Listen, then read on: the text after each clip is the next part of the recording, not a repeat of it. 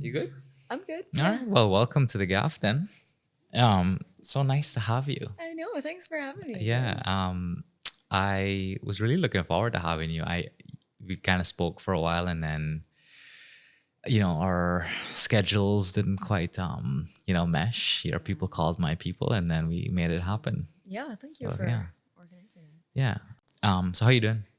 I'm good. Yeah. Thanks for having me here. This is a very impressive setup.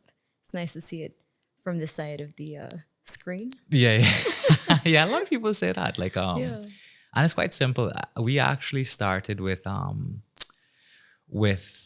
two chairs, and then there was no other furniture in here. So Yeah. it kind of looked like we were shooting in like an abandoned house. So this is a little bit more of a step up to that. Yeah. It actually looks like an ambiance, Yes, Yeah, but yeah, thanks. You are I want to say I think you're our eighth guest, which is nice. Okay. And one thing I was thinking actually right before I came in here, I was like, you're my first guest. That is well, actually no. Well, since we renewed the Gap, we had we had Stanley Ming before. Uh-huh. But you're my second guest this season of Chinese descent, and I feel like there's a special club we have. Do you feel the connection? I feel the connection. So yeah, does that like I was gonna ask you, do you have any like connection to that ancestry? Because I personally grew up my grandmother's Chinese, so I kind of, and Anna's grandmother is Chinese as well, so we kind of share this bond of we like the perspective of the Asian sort of discipline or whatever that the sort of cultural you know sort of way of being raised up is, because her mom Yeah. has that same those sort of values, Totally. hard Yeah. work and discipline and perseverance. Totally. Yeah, and I think even, mom, if you're categorizing Asian in general, I think, mom is Indian, dad was Chinese, and so it's a very stereotypical household of like only A's. Yeah, No. yeah. But very structured, very family oriented. So yeah, I kind of feel But strangely enough, my grandfather was Indian as well, so I have the Indian Chinese dynamic too. and your grandparents and my dad were like BFFs. I don't know if you know, you Yeah, probably yeah, do that. yeah, And they yeah, used to yeah. live like two houses down. So I feel like, aside from the Asian bond, I think our ancestry goes back generations. Yes, I would love to. My dream is actually to go to China for many reasons, but I would like to really retrace sort of where the Chinese who ended up in Guyana came from. Even though my grandma is actually Chinese Jamaican, but maybe even like to the West Indies, Yeah. and sort of get that perspective, what provinces they came from and whatnot. It would just be really interesting. I feel like because when I went to Portugal, Yeah. Anna and I saw we looked at there was like some like plaques or something we saw. I can't remember what it was, but it had all like the Portuguese Guyanese names. Oh, And just wow. reading that in Portugal made me like feel like wow, like Yeah. is this where like these people came from? Like these Yeah. the descendants of the Portuguese people here today. It just made me think. It really just makes you, whether it's like the direct connection or not, you just feel like oh, like maybe this is a part of Guyana's History. Yeah. Yeah. And also, I was actually thinking about this the other day. There's a strength that comes in knowing where you've come from and knowing, especially for our people and our history, knowing the struggle and the strife, that our ancestors had to go through to get here and survive. And, oftentimes, I don't know if you've felt this way, having especially gone to the US for school. I feel like for me, everything it's just a little more special. Like I don't take it as lightly because I know just 2 or 3 generations back, our ancestors were like fighting to survive, and they faced so much, and then here we have like everything on a silver plate, And it just makes me work a little harder. I don't know if you feel the same way. No, for sure. I mean, yeah, well, what it does for me is that it really keeps me grounded because Yes. I feel like, well, I'm by no means a wealthy person, but I feel Right. like I live a privileged life. Totally. And every time I feel like, oh, I don't have enough or I want more, I just remember that exact same thing. The people before us Yeah. really had to dig down and Yeah. set the bar and pave the way so we can live the life we live. And it's a really humbling thing.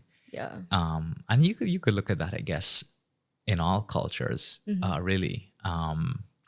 You know, everybody has their own struggles, no doubt, but we there's so many reasons for us to be grateful. We live in a time where, sure, a lot of world events are now happening, like the pandemic happened, and this sort of, yeah, let's just say the border controversy is another big one. But we really didn't have to.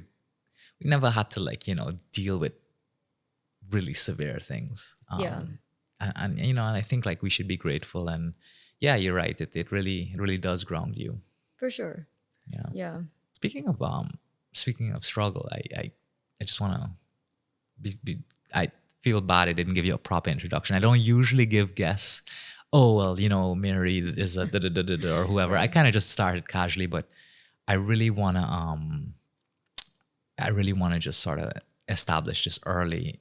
And I say struggle because you're such an asset to the field you're in. I don't want to butcher this and get it wrong. But can you're in a mental health space. Yes. Maybe that's just a big part of what you do. But if you could just sort of, just for my audience, let them know what your description is. Sure. So I studied in the U.S. and so I'm following the U.S. Education and terms, and I studied counseling psychology for mental health. So I'm a counselor or therapist, and I am working towards my licensure in the U.S., specifically the state of Philadelphia, and I have about a year or two left until I get licensed, and then the plan is to eventually open a little practice here Okay. in the future and work with our people. Yeah. Yeah. Nice. But for now, I just want to get a little exposure and, just experience with the U.S. Education and system and whatnot before I feel ready to start on my own. But while you're doing this, you're still you're working Yeah. now though, right? Yeah. So I'm a therapist in the U.S. So I work for a little practice, a private practice in Philadelphia called A Better Life Therapy. Okay. Good plug. Link them here. No, but they've been super great.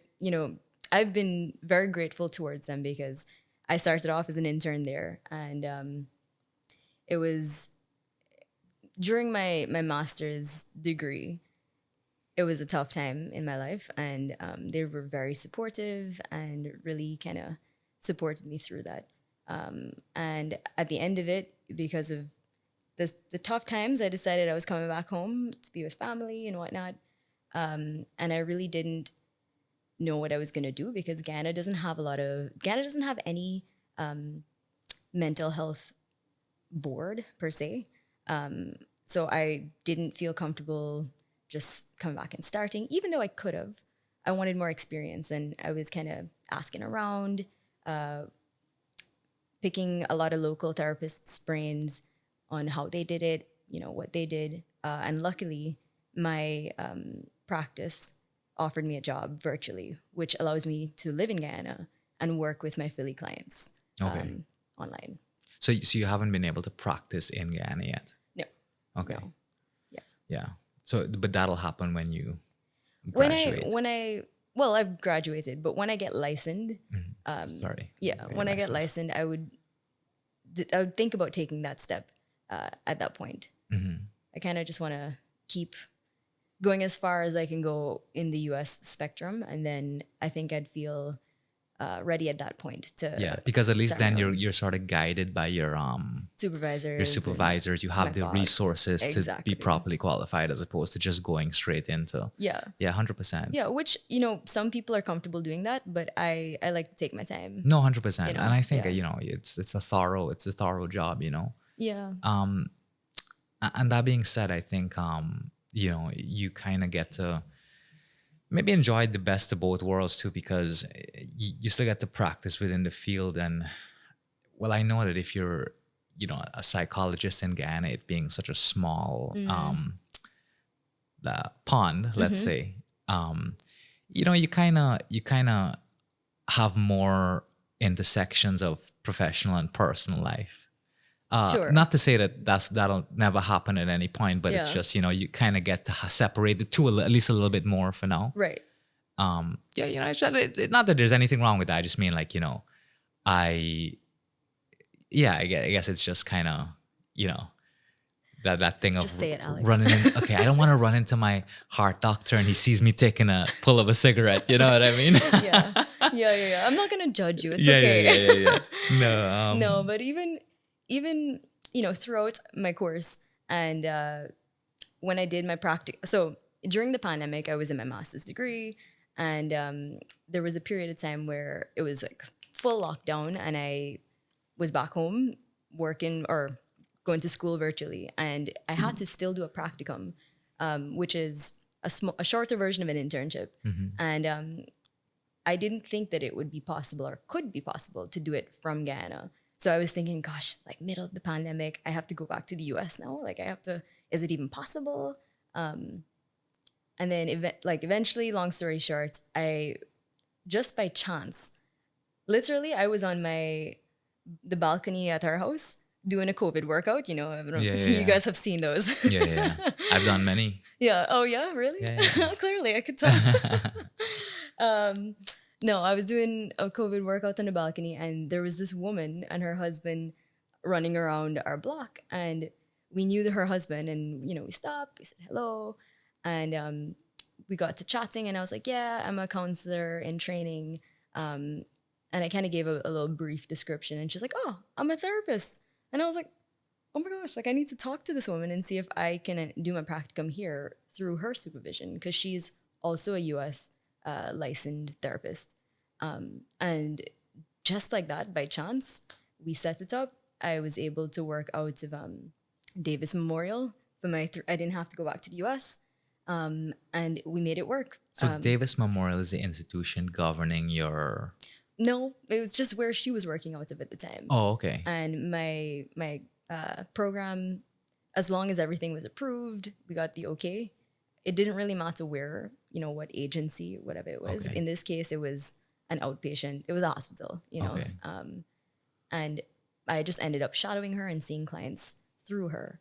And so I was able to do my practicum here. And it was her who said, she reinforced what my school also said, that when you work with clients in societies that are small like this, where you could run into people, that it's also kind of your ethical duty to be able to work with them and establish the boundaries of, I may see you out, we may run into each other. How would you like to handle the situation? If we do, you can totally ignore me. We can say hello, we're friends through work, whatever. But it's practical. Like it's going to happen if you work in small societies like this, and it's a conversation that you should have before it happens. Yeah. So it's possible. To me, it's the ethical thing to do. If you have a community that doesn't have mental health services, there's one therapist, two therapists. It is kind of your duty to help and serve, even if your paths may cross. Was her perspective. I know other therapists have different takes, but I view it like that. Like I know the chances are in Guyana you're gonna run into somebody, and I feel like if you can handle it in a professional way, then there's no problem. The boundary thing is to me, I haven't really. I think I'm not just talking about like psychologists, for example, but you never know in Guyana. It's such a small society Yeah. that I get that sort of anxiety of. I haven't had to deal much with that. Where but just for example, with me and you, who've been friends for years, and you're like family to me, and but we joke and like you're my like personal therapist anyway. But I always tell you, I'm I'll like, send you the bill after yeah, this. jokes on you, I'm broke. My boss doesn't pay me enough.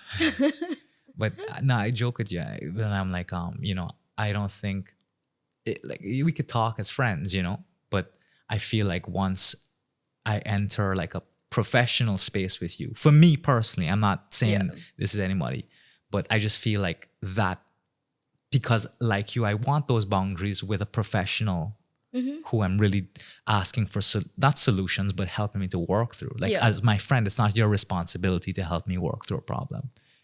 Right. You can if you want, but it's just like there's no expectation. But as a professional, I guess like just the relationship is different, and Yeah. I guess like I wouldn't personally, I guess, wouldn't want to change. Our friendship to me is more important. So I like, and that's just my take. Yeah. Because I feel like once we enter that space, then by nature our friendship changes, and I don't even know if it works like that, but that's just how I feel. And that's totally fair. Yeah. I think that's such a valid point. And if it makes you uncomfortable, then don't do it. Yeah, You 100%, know? 100%. Yeah. That being said, I'm dying on the inside. We talk about it later. What do you think like are some of the obviously Guyana has a mental health problem. Yeah. In different regards. There's drug use, and then there's sort of Domestic violence. domestic violence. I was hesitant to put that under mental health, but it is in a way, yeah. And there's interpersonal violence, and what do you think is like a major one that or no, so let me try that. What do you think is one of the ones that would require the most attention? Well, there's that suicide statistic, Which is which is so I think in 2014, the World Health Organization dubbed us the highest rate of suicide per capita in the world, which is ridiculous to me, Yeah. So I mean, statistically, I think that would be one of them, but I think there's several other layers that lead to that, which is domestic violence, which is alcohol misuse. There are a ton of things that lead to this point, I think. But if I were to pick one, I would say it's suicide. Not a lot of spaces, not a lot of resources to just help people, to give people tools to get out of that headspace. I know there was a hotline so at some point back. I don't know if it still exists, but yeah, I've never really heard much after they launched it. Like most things in Guyana, Yeah. I'd like to call it one day just to maybe I should just to see how it functions. Yeah, I heard about it. I think recently they tried to revamp it, or there's like a mental health initiative being pushed like within the last year. I've heard a lot of talk about it, but I don't know personally what it's like or anybody that has had like a review of it or so. You think a lot of these mental health issues, but first of all, let me just say that anybody can suffer from mental health. I mean, you don't have to be a certain type of person. I mean, like we all have anxiety and can suffer from depression to some extent, but just sort of the environmental issues that lead to mental health problems. Do you think a lot of that comes from like like broken families and stuff like that? Because I would assume that younger people that don't have maybe guidance or an outlet to manage their emotions and stuff like that are more vulnerable or more susceptible to these problems. Totally. I think environmental factors are huge. And, in the work that I do, I see, I mean, I guess in both, I work with couples and individuals. And usually when you strip it back to the root cause, it is a childhood trauma. It is, you know, issues with their parents or abandonment or abuse, sexual abuse, physical abuse, emotional abuse, neglect. So I think you're right. Like, I think if we can target the kids and give them tools to cope and manage and spaces for them to talk, I think that's where it starts personally. And I think it starts with education, teaching kids what these terms are, like that it's okay to feel sad, depressed, anxious. Nothing is wrong with you. If you have, you know, I, I don't want to, I'll say it. If you have like issues with, if you think you have ADHD or, learning disabilities, there's no talk about that in schools. And so it makes kids feel inferior, something is wrong with them. The teacher takes it out on them, parents take it out on them. I think none of this is talked about. And if we can just educate kids and adults and their parents, but mostly kids, I think that's where we can start to change this narrative, of the stigma against mental health in Guyana. Because you're right, you said everybody has mental health. I think it's like physical health. Everybody has physical health, but there are degrees. Is your physical health good? Is it medium? Is it bad? And that can vary on a daily basis. Same thing with mental health, right? Like today you could wake up and your mental health feels poor, it feels great, it feels whatever. And there's nothing wrong with it. It's just, part of our makeup, and I think people have the stigma. When you hear mental health, you think, oh, bad. Anything mental health is negative. But it's just like your physical health. I always use this analogy. It's like a gym for your mind. You got to take care of it. You got to strengthen the muscle. Otherwise, when you're put into situations where it's tested and you don't have the tools, you can hurt yourself. On that note, a number of things I've just thought about, like, it must be tough to, I guess, have mental health trouble and something is wrong. You're not really sure what is going on. And then like so for example, if my like something internally is like killing me, I have this striking pain Right. in my stomach, I'm running straight to the hospital. Right. But if I'm extremely unsettled and just I feel like I don't want to use this word, this term, but I feel like I'm just losing my mind or going crazy or whatever, where do I run? You know what I mean? Exactly. Like I'm not sure who to go to. And then I think that's why we sort of turn to, we have to turn to our immediate, support system or lack thereof.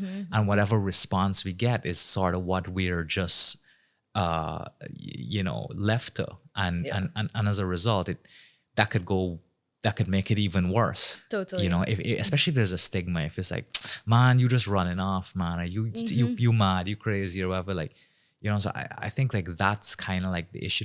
It comes back to the like lack of resources and the fact that maybe our culture as a whole hasn't really grasped this understanding of what mental health is. I mean, like, especially like, people who aren't privileged enough to like to be exposed to it from like this standpoint, Right. where it's easy to just say, oh, you're mad or you run off or whatever. Yeah. And I'm glad you brought that up because, when I was in school, this dawned on me, this point of we don't even have the language, you know? Yeah. Like anxiety and depression was never used in our upbringing in schools or whatever. And so when I was in the US, they were talking about, like we would go to our school counselor, this and anxiety, that. And I was thinking like, all we had was nursing. Yeah. There was no talk of it's okay to feel upset. Like, let's talk about it. And so even in other cultures, they associate the same feelings of, this distress that I feel inside, or, in the extreme cases like schizophrenia or whatever, when people hallucinate, they associate that behavior with their version of Obia or Kanaima, or like some kind of demon possessing them. Yeah. So that's in different cultures around the world, they're describing the same thing, but with the only thing that they can think of it that's, that makes sense. Can I just interject there? We do that within our own cultures here. Absolutely. I've seen that in the interior, like yeah. in hinterland communities.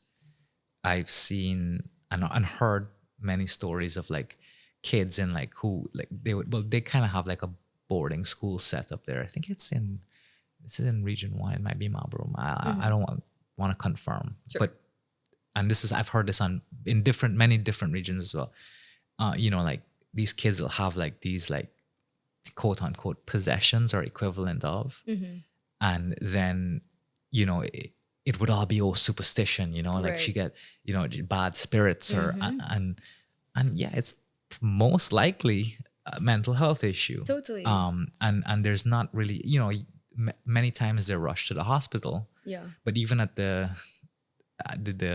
Mabaruma hospital, let's just say I'm making this up, but like what resources do they have to address those kind of issues other than okay, maybe we could sedate you and just put you down for a little bit, but like we don't really know what's going on. Yeah.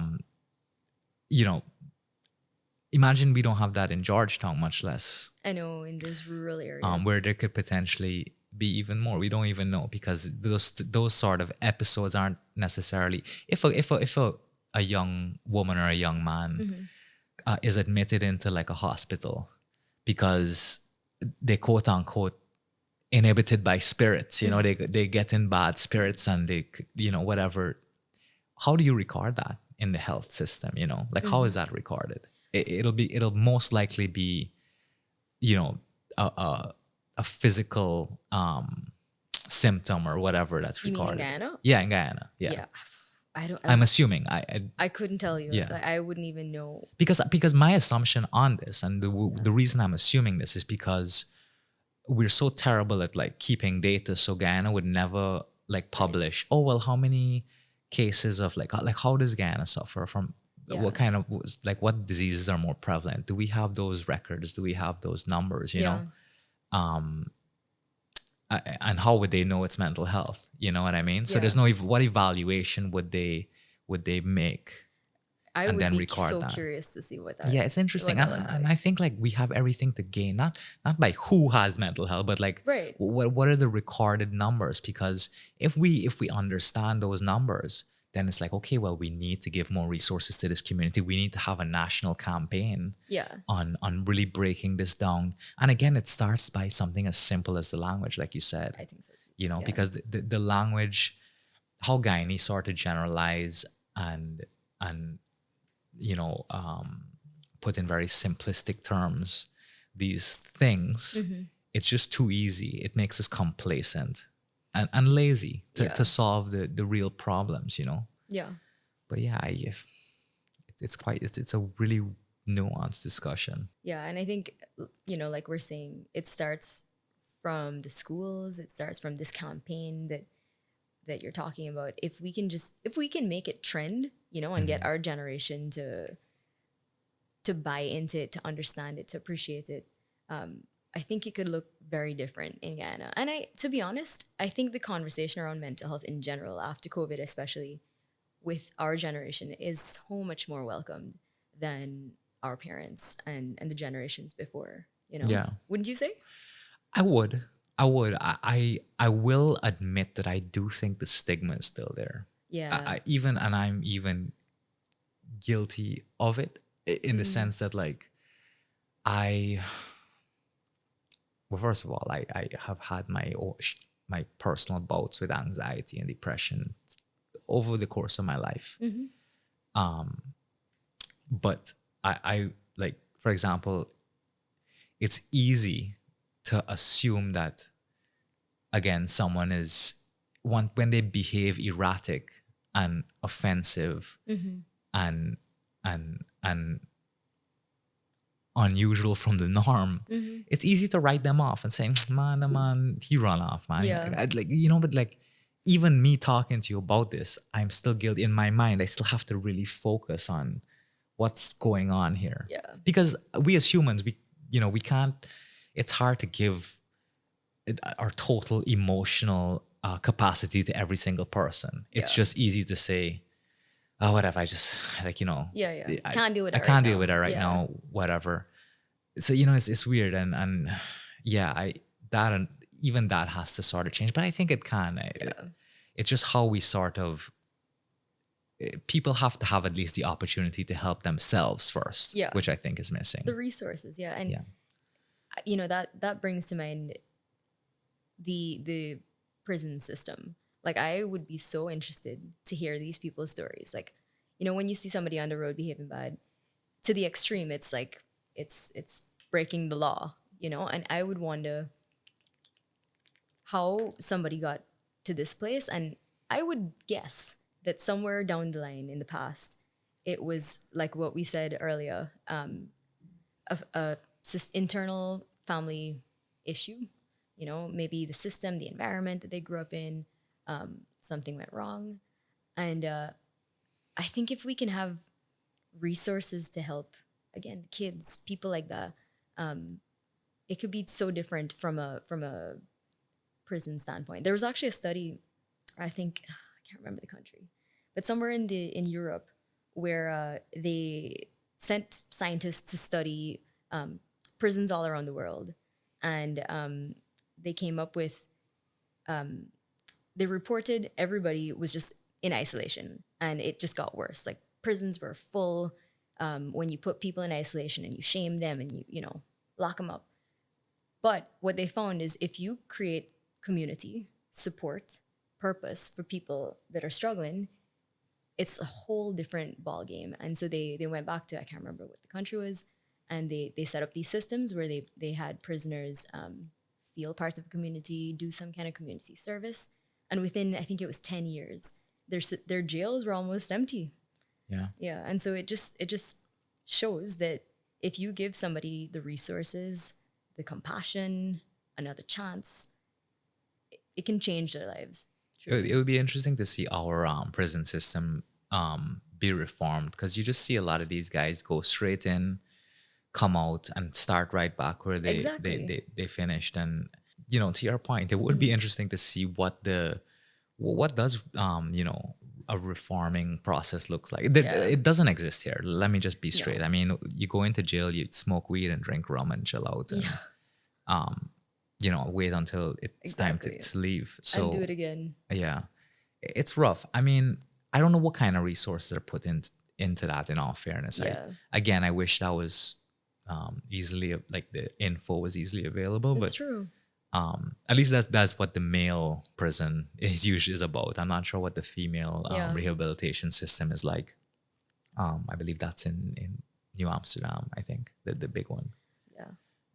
But yeah, it would do a lot for our society, because imagine, like, there was like a setup, where minor offenders, at least, the people who, like, the non-mass killers, Right. can be reformed, and they can sort of, rehabilitate in a productive way, Yeah. and then are fed into a market in our wider society. So, for example, if they had like a construction sort of program, Right. in prison, and then you work you serve doing that Yeah. during your time, and then once you're rehabilitated, based on whatever standard, Yeah. then you have the opportunity to attach yourself with a reputable company, Yeah. and it clear your record could be cleared, and again, like, this could be your record. Like, it's just something to, like, reshape the people who need it the most.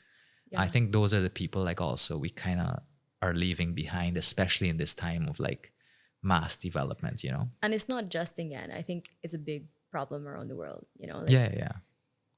people are coming out of the system and their names are scarred, and then there are less opportunities for them to make an honest living, and so they find themselves back in trouble. Yeah. I think we're onto something here, Alex. I know. I hope the Guyana prison is listening to us. Tag them. My name is not Alex, by the way. Just kidding. But a big one that really gets to me is the sexual abuse that we see constantly in like interfamily dynamics, it's always, a man arrested for molesting little girl. And Yeah. actually, just the other day, in our neighborhood here, there was a father and his friend were driving around asking everyone if they have video cameras because his daughter was picked up on the road. She was walking home from school, and a taxi man picked her up, Oh my gosh. drove into this neighborhood because it's off of the main road, and then apparently allegedly molested her in the car, and then just chucked her back out on the road. And then, she obviously went home and told her dad what happened. Yeah. And, he came in to find the car and find the guy. And it was just heartbreaking to know that, like, you know, if I had a child and that was like, that someone could just be like used and disregarded like that, it's just crazy. But we see that so much, and those are just the cases that make the news, Exactly. and they come like in spurts. Like you'll see like tons of them at a time. It'll stop for a little bit and then tons again. Imagine how many cases that are unrecorded. I'm so know? glad you brought this up because, when you asked me what the biggest issue I think is, I think this is one of them that led or leads to often suicide and things like this. Because, when I was doing my practicum at Davis Memorial, every single woman that walked into the office had a sexual assault story. And I was so shocked and heartbroken. Like I couldn't believe it. Your mom often tells you, like when you go out, lock the door and be careful, and you'd write it off and think, she's overreacting, whatever. But after that experience, I believe it. I believe it. It's, and I think you're right. It's a problem, and all of their stories lead to shame. Like I don't want to report it because I think it was my fault. I shouldn't have do this. I shouldn't have do that. And who I can report it to? Actually, in one of the cases, it was a cop that did it to the woman. No way. Yeah, horrific stuff. And I remember talking to my supervisor about this, and she just expressed like this is not just criminal. It's not only criminal. It's damaging in so many ways, and our system. I think this is kind of where our system fails women, and it's something that I feel really passionate about because of how many stories I've heard that have not made the news. Do you think that a lot of the issues surrounding sexual assault, do you think that comes from the lack of education, especially with regards to young men and how they're taught about sex? Because I wonder, you just see it so much that I wonder, is it like a power thing, or is it actually like like the need for sex? I'm very ignorant as to what that is. Because we don't really, you know what I mean? I'm sorry if this is awkward. No. I really I'm really curious to know what would be the catalyst for all of these, like, because it just happens so much. It's Yeah. one of the most prevalent things in our society by far. Yeah, I think it totally depends, but usually with sexual abuse, honestly, any form of abuse, it's a power dynamic. It's a power thing, a control thing. But that said, it could also be like substance abuse issue. It could be so many things, but it all comes down to control and power.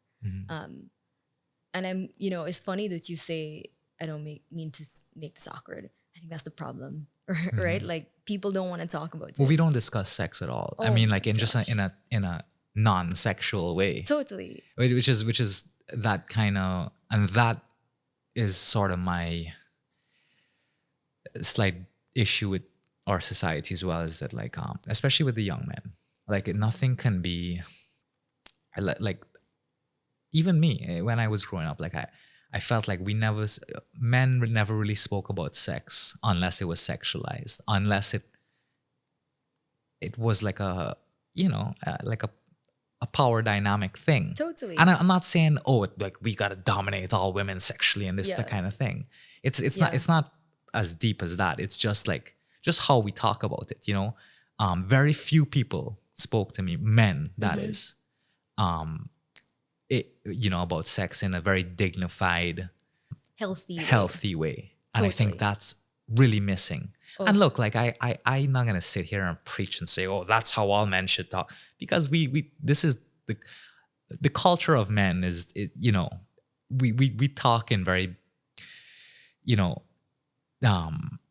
ways that we've been conditioned that, and maybe some of that perpetuates the ignorance. I would agree. Yeah, I can't deny that, but Yeah. I can't lie to myself and say that, every single reference to sex has to be a certain way, because I don't know. I just don't. I don't want to sit here and say, oh, this is how we need to communicate. Yeah. But we should move in that direction when we're sort of influencing Totally. the younger generation. And I think. again, I think it comes down to education and like sexual health is not talked about in our schools. And so where do people go to learn about sex? On social media, on these music videos, what they're seeing, movies, sex sells. And Yeah. so, and Especially now, it's way more prevalent in our everyday culture, I think, than it was before, maybe. I think it was always there, think back to like, Well, I think the it was always there. You're right, but Yeah. I think the stimulus is more because there's so much more access to it. Totally. Yeah. Yeah, for sure. And where do people learn about sex if it's not being talked about in schools with their parents and they have a phone?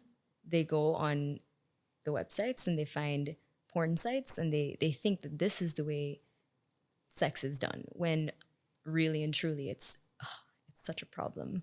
It's so sensationalized because again, it sells. You're selling this Very sensational. yeah.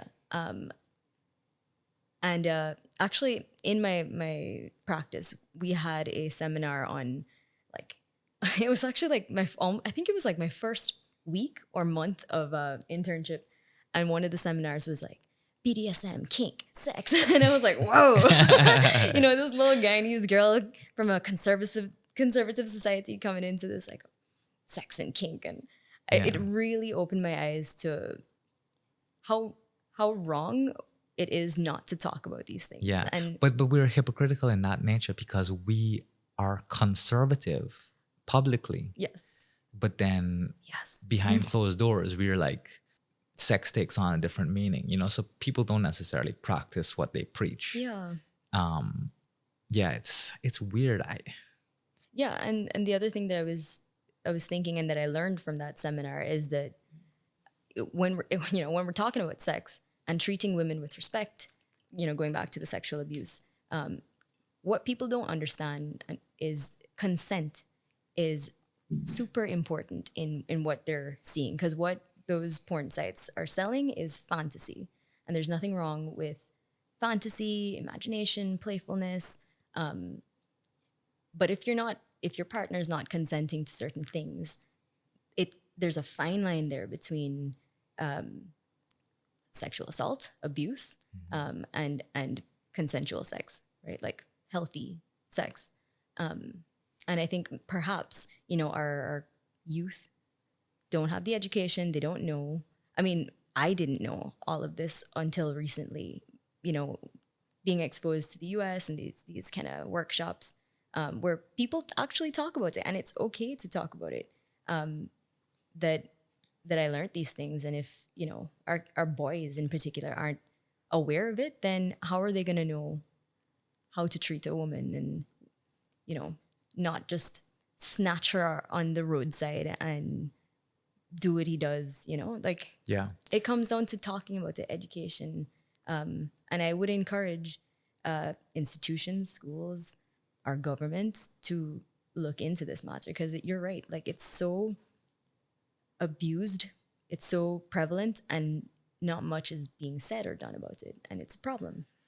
Do you think that consent has evolved over the last 10 to 20 years? What do you mean? Like in how we, because there are a lot of, I've noticed, especially in like social media or like the narrative and rhetoric, there's like kind of like these online debates about this idea of consent, right? Really? Like, well, in terms of like, because women are now rising to reclaim their power in that sexual dynamic, which is a great thing. Yeah. There's things like Me Too and that stuff. Right. Men by nature are now becoming a bit more, I would say, I don't want to say threatened, but like now hesitant and confused about the situation. Because when we talk about consent, for example, like if two people are dating and they're about to have sex, is it like, do you know, many times in that dynamic, it you know, is there explicit, would you like to have sex with me? Or, you know what I mean? So like, it's very, if I'm just going to use me and you as an example because you're right here. Sure.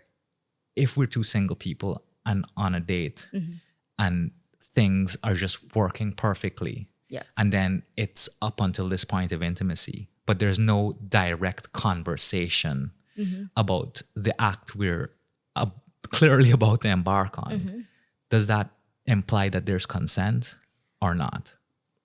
And I'm just being super like devil's advocate here, Right, because this is kind of where, at least in my algorithm of, you know, looking at whatever online and the debates that I'm seeing, Right. it's like, you know, the consent factor is, you know, it is sort of, people are just looking at it in black and white. And I know it's not that. Yeah. You know, in a perfect world, like ideally on paper, it would be open, honest communication, asking questions, you know, is it okay if I kiss you? Or are you comfortable with this? And even if you don't have those conversations, if anybody at any time says no, even if you're in the middle of sex and you all of a sudden don't feel comfortable and you say no, that is consent. That is like revoking your consent, and sex should stop. Your advice would be to err on the side of caution and Open communication. Okay. You know, and even if it's not open explicitly, if somebody says they're not comfortable, that's it. Done. yeah. That's enough. There's an acronym I'm going to send you, but basically it could be reversible, things like that. Like throughout the process, there are ways that you can say, I'm comfortable, I'm not comfortable. And I'll send you the link. Maybe you can link it here. Yeah. I think it could be helpful for people to just know. I think it makes people uncomfortable, especially males, because the power dynamic is shifted, which is a good thing. But yes. but you know, it now goes into like, you know, power on any side can, once used wrongly, can affect or hurt another person. So I guess a lot of certain men feel threatened that, I was about to say, you know what I mean? but this is only now the men are being threatened, is what you're saying, right? Yes, like, yes, all yes, of yes, a yes. sudden, women have a voice, and men are thinking twice about, you know, Yeah. dominating. Yes, that's how it should be, Yeah. in my opinion. Yeah. And I think this brings up another issue that I wanted to talk about, which, you know, we kind of touched on, is empowering our women. You know, when you are uncomfortable, even if you have been, you know, giving all the signs up to a certain point, and then you start feeling uncomfortable, it is okay to say no, to stop, and for that to be respected. Because I think oftentimes women feel shamed, and you find this in the sexual abuse cases where it's not reported because the woman blames herself. Oh, but I went over to his apartment. Oh, but I started doing it, so it's my fault. I should shut my mouth, you know, and take it, kind of thing. No, women, not just women, because this happens both ways. People, you're allowed to say no, however far you go, and no is a complete sentence. You Yeah. know? Yeah. Yeah, and it's okay. And I think it comes back to maybe that empowerment mostly of women because we see that here, but just empowerment of people and education to know that you don't have to do this if you're uncomfortable at all. You don't have to do it. Well, thank you for that 30 minutes of super awkward conversation. I just feel like That's what I'm here for. I just feel like, the first time you speak to a parent about sex, and you're like, oh, good. Wow, that actually hurt me a lot to go through that. But I'm glad we did it. I think it's so important, Yeah. Alex. You know, No, 100%. I mean, I don't have all the answers, Maris. And I think it makes me uncomfortable. Like because I feel like whatever I say is like people can look at that and assume that this is what I think. And I don't necessarily, like, I know I definitely have a hard line to my knowledge on what consent is. And I feel like I exercise that well.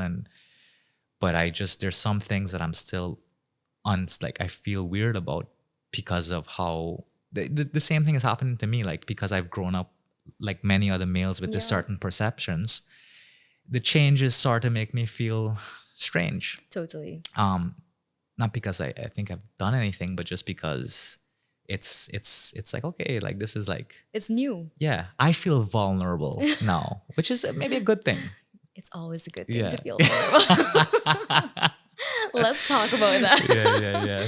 No, but you're right, and I'm happy we pushed through it. And I'm sure there's a lot to add to what we said. Yeah, for sure. I hope people have stuff to say, like, and look, like, whoever's watching this, like, please, like, I'm so open to having this discussion and pushing through this and hearing your opinion and what you think, because believe it or not, Mary and I aren't the only ones with an opinion. So yeah, I would encourage people to comment, like, your opinion on consent, and like, let's talk about it.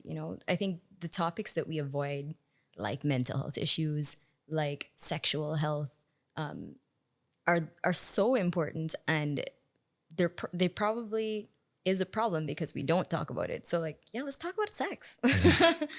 one thing that annoys me, actually, in our society, is the fact that the our whole cultural outlook on LGBTQ, which I'm still sort of working through understanding myself. Okay. Like the BTQ plus, I guess. That sort of is still something I'm working through and learning about, and all these pronouns and identifications and whatever. But I'm just talking about for homosexual people, for example. This is a widely accepted thing around the world. Like, and Guyana is so far behind in that regard. Yeah. I can't tell you how many friends and family I have that are gay, and it's just so, like, none of your business, you know what I mean, kind of thing. Like, I think, and going back to sex, like, I think especially males, every time I hear males in Guyanese society talk about gay people, the first thing they talk about is like is sex and boggering, and that's the first thing it goes to. Yeah. It goes to And- shaming somebody. shame. Yeah. Right. But it's like, that's not really what this is about, like, Exactly. and I think, like, to have the discussion and center it solely on that is almost like you're opening up on a personal insecurity you have, which is telling for, like, a lot of men, True. which I don't think they have understood yet. True. And they'll, like, scream this from the hilltops. Yeah. Say, oh, I ain't got a problem, but it is, they do this and that. And it's like, well, what do you care what they're doing? Why are you so fascinated by that? And it comes right back down to education. Yeah. And this is not just a Guyanese problem. It's a worldwide problem where it's new. This just accepting people that are outside of the binary, outside of the norm. And this falls into all other forms of mental health issues. If you're not typical, then there's a problem. And a lot of people, because the majority of our society fall in the typical realm, I think it's been perpetuated for so long because they were the majority, but now people are speaking up, and with the internet, people are they have access to other people that may identify as gay, lesbian, whatever, or if we're talking in the broader sense of mental health, like have ADHD, have Down syndrome, Tourette's, like all of these people now have voices and deserve the same respect and to be treated well in the way that everybody else is. I think we live in a very powerful era now. Yeah, and I think it comes down to just being compassionate that there are other people that exist in the world and it's okay. And you're right, like it's not any of your business to judge how people love, Yeah. I do think we have that being said, and I totally agree with you.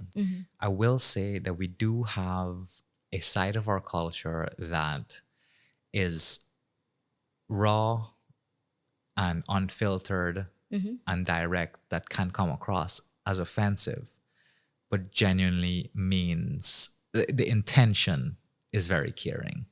You know what I mean? Like, so for example, just like with our nickname culture, like I've heard people refer to other people as like, they're not like degrading names, like, but they're just like nicknames that are like based on a person's like issue or whatever. Yeah, I think it's a real Guyanese thing. It's a real Guyanese thing, but they say it in a very loving way. Sure. Which I appreciate, but at the same time, that could also be a Totally. bit harmful in the wider scheme of things. So it's something we really have to work through as well, because it kind of is part of our culture in some instances to do that. And again, it benefits the person who's hurling the term. Yes, yes, And, exactly, exactly. Yeah, Which again is the same for the bigger population in any of these realms, like the binary realm, the neurotypical realm. Like if there's somebody standing out in a certain way, they're an easy target, and the only person benefiting from making those remarks or jokes is the bigger population. It serves them. Yeah. So I think just be more compassionate. Yeah, it's hard. It's hard in this cold world. I know. But I'm hopeful. I think we have a lot of self work to do as Guyanese. And I'm hopeful. I think the new generation is gonna. I keeps telling people, I think the next generation is gonna bring something big, because all the new age things that like kind of have been bestowed upon our generation. Yeah. The next generation has it like right off the bat. Like I'm seeing it. I'm almost a little scared of Gen Z. Yeah, they definitely coming with some sort of revolution. 100%. I think. Keep doing what you're doing, kids. Yeah. No, and that'll be our problem in a couple of years when, we have, well, may or may not have kids and raising the next generation. And then it's like, we become the old fogies who have this backward way of thinking. That'll be very interesting. Oh yeah. I feel like that generation will teach us. Our kids may teach us more than we teach them. Yeah. In a lot of ways. As is the case now. This is the case now. Yeah. But it's gonna be fun. I mean, Guyana is in for a, we're on a path that could lead to anywhere. Yes, I'm so excited about this trajectory, and I hope it continues and it goes well and it grows. And in the realm of mental health, I hope that there are more resources available to support people struggling. And I think it could be powerful if we have that set up, and I know, we're from a squash background, sports background, and I think things like that, as simple as, you wouldn't really think sports is falls under the category of mental health, but 100% it's an outlet. Moving your body, nutrition is another one. Like if we can, my supervisor once said, if the world were to get their nutrition, exercise, and sleep under control, half the world's mental health problems would be solved. And I think if we can do that as a society, like develop those 3 areas and much more, we would see a different Guyana. Are you seeing more opportunities for people to get involved in sports and stuff like that. I mean, we obviously have our community with squash because we both represent Guyana. But are you like, are you talking to people who in other sports that kind of have this like same optimism? That's a good question. I don't know of anyone in other sports, but I have been seeing some initiatives being started recently Yeah. that are promoting both sports and like art and culture. Yeah. And these are all fantastic outlets for people to express themselves, for people to find community. Community is a big one in sports. I think that even on top of the physical activity Oh, is 100%. amazing for mental health. You know, there was a study. I keep referring to studies, and maybe I'll like link all of them here. But there was the longest study of happiness. They studied it over like a lifespan of several, I think, I can't remember, hundreds of people or whatever. And they found that happiness comes from it. The answer is community. Okay. People feeling like you belong to something. And so I think, you know, with sports, with music and culture, when you find your group, oh, it's so powerful from a mental health perspective.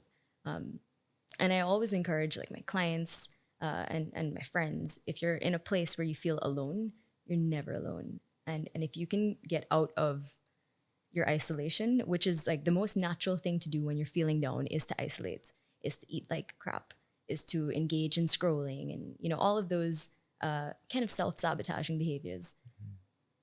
They're the easiest thing to do, but they're the most damaging. And if you can push yourself to do the things that you don't really want to do, you get the biggest reward in the long run. Move your body, go line with your friend, eat the good food, you know.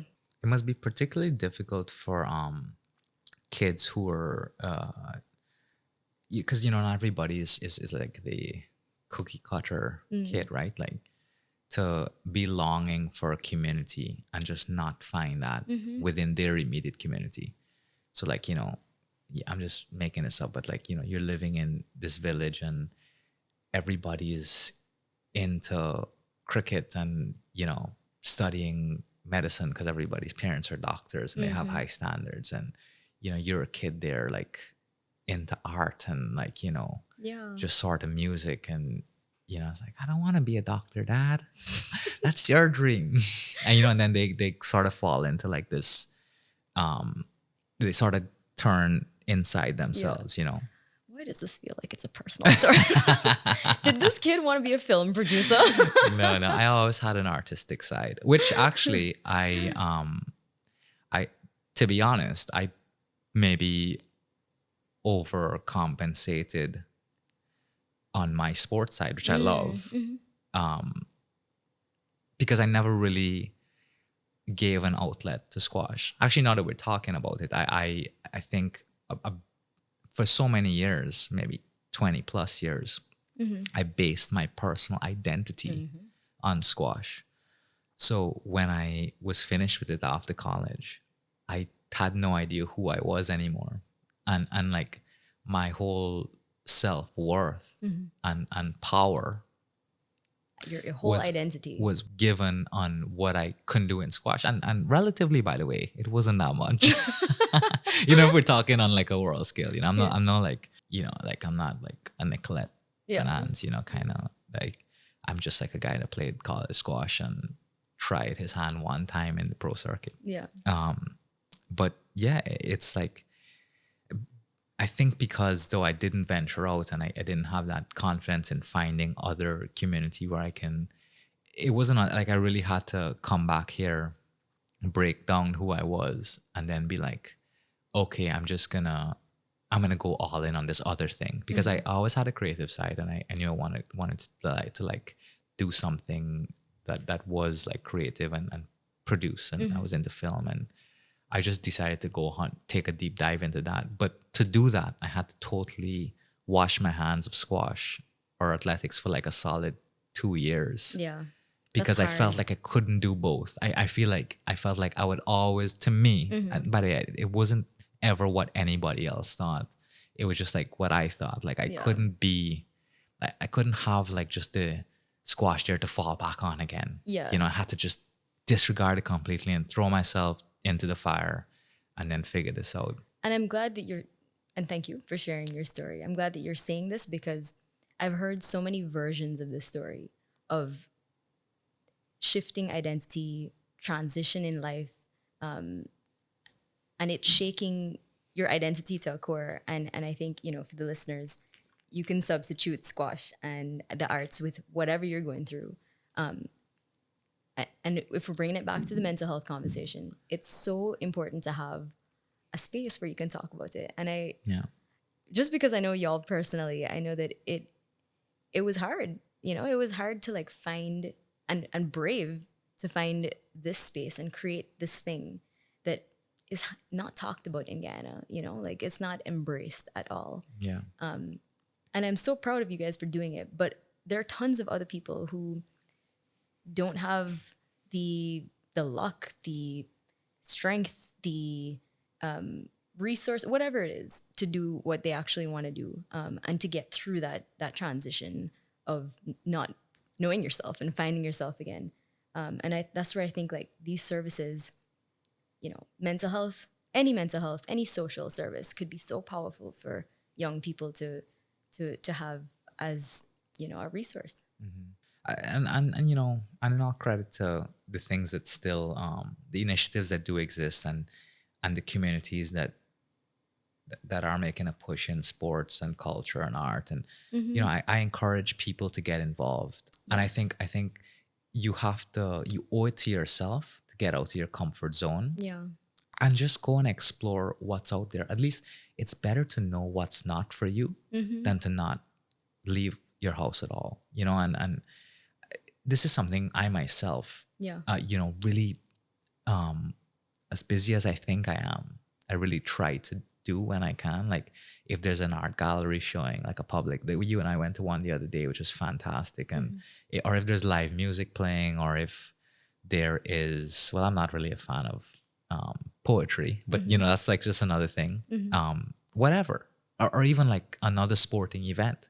Yeah. Go and see what it's about. Like get to know what's going on. Yeah. Broaden those communities. Yeah, get uncomfortable. Like you need to get uncomfortable and learn to thrive in that discomfort, because it'll just give you so much more in the long run. Yeah. It's growth. That's where growth happens, right? Yeah.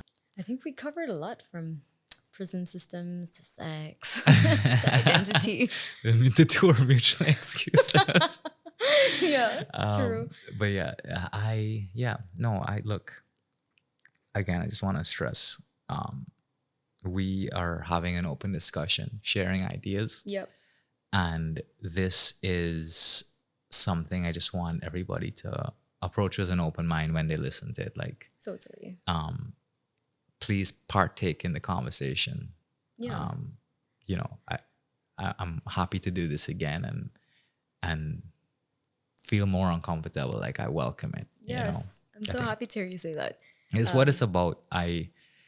It's a vulnerable thing to do, because I don't have the answers and I want to verbalize what I want to say, but I'm very careful of, I don't ever want to minimize someone else's experience. Yes. Or take away from a certain group or whatever. Right. I would hate to do that. And if I encourage people to, like respectfully call us out or challenge us if we said something that may have offended or disrespected, like these are the conversations that help everybody grow.